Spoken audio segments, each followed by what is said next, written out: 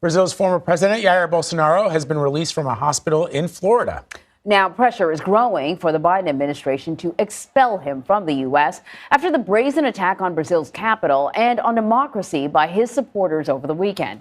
CBS News correspondent Christina Ruffini has been following this for us very closely. She joins us now from Washington.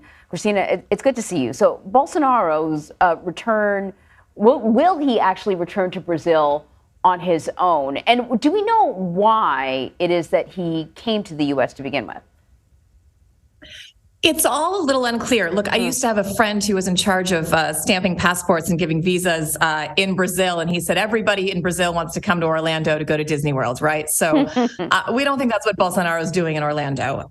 He left 2 days before the inauguration of Lula da Silva, and he's been out of the country. One of the theories is so that he could have plausible deniability, because he has denied being behind this violent mob that hit the Capitol. He has denied, he said, this is not him. He didn't do it. And now he's tweeted pictures of himself in a hospital saying he's being treated for an old stab wound. He's since said he's been released.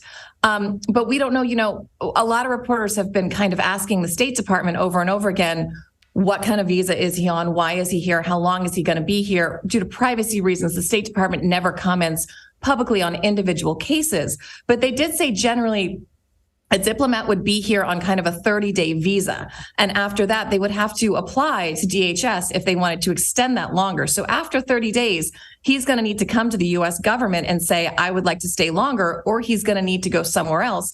And we're already hearing from lawmakers, members of Congress, that they don't want him here and they think the U.S. should expel him.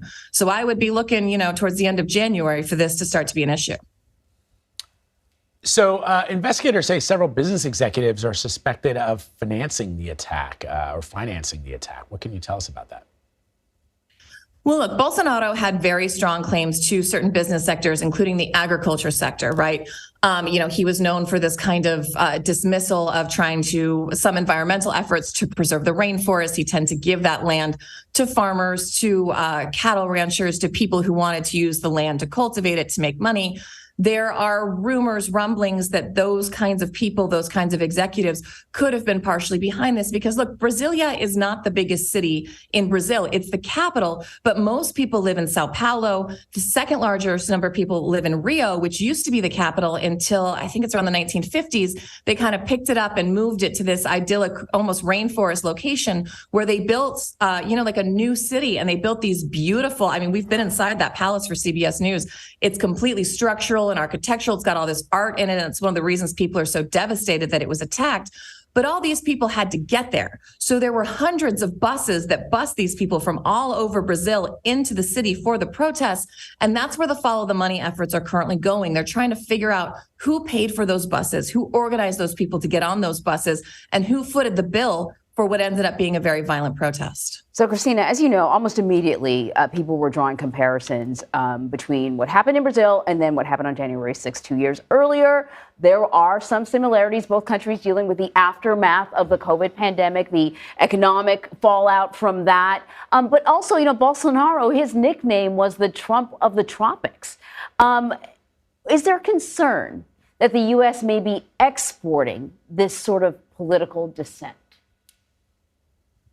Well, look, people do look to the U.S. for how to conduct themselves, especially in countries that are trying to aspire to meet our, the U.S.'s economic output. And for a while, the U.S., for better or worse, and whether it was accurate or not, tried to hold itself up as this example of democracy and these democratic norms that we tried to instill, whether they were welcome or not, all over the world. Now what you're seeing is when those norms have broken down here, it's given people other places kind of a roadmap for how to say things like this election wasn't fair. They watched it happen in the US, and whereas 10 years ago that would have been dismissed, it gets traction now. A lot of that is because of social media, and a lot of that is because this growing distrust in establishments, in entities, in governments. You're seeing that all over the world. You saw that in France. This last re-election that President Macron barely won. The second largest candidate was Marine Le Pen.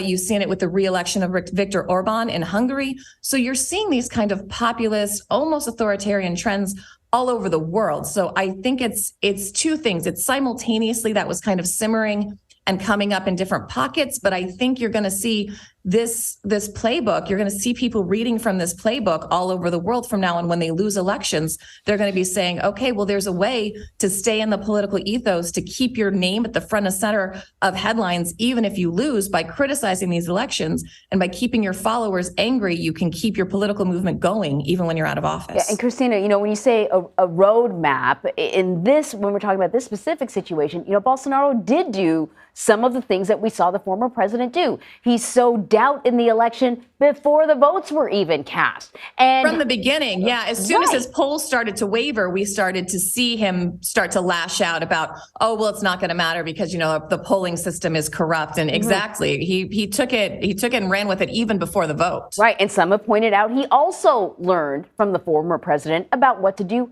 afterwards, like perhaps don't be in the country, or perhaps don't be there having presenting an inflammatory speech and suggesting people run down the street to the Capitol buildings. And so, yeah, I when you say a roadmap, that phrase just kind of like really stuck out to me.